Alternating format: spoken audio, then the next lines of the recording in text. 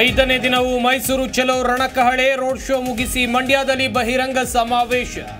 ಸರ್ಕಾರದ ವಿರುದ್ಧ ಮುಗಿಬಿದ್ದ ದೋಸ್ತಿಗಳು.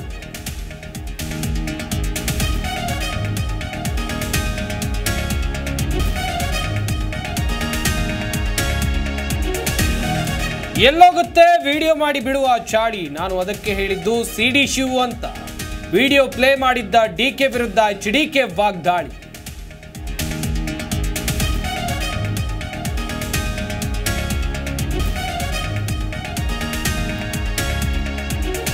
ಪರಶುರಾಮ್ ಕುಟುಂಬಕ್ಕೆ 50 ಲಕ್ಷ ರೂಪಾಯಿ ಪರಿಹಾರ. ಪಿಎಸ್ಐ ಪತ್ನಿಗೆ ಸರ್ಕಾರಿ ಹುದ್ದೆ ಕೊಡಿಸುವ ಭರವಸೆ. ಕೊಪ್ಪಳದಲ್ಲಿ ಗೃಹ ಸಚಿವ ಡಾಕ್ಟರ್ ಜಿ ಪರಮೇಶ್ವರ್ ಹೇಳಿಕೆ.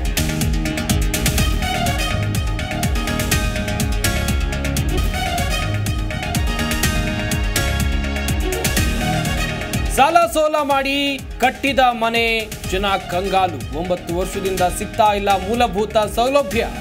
ಹಾವೇರಿ ನಗರಸಭೆ ವಿರುದ್ಧ ಸ್ಥಳೀಯರ ಆಕ್ರೋಶ.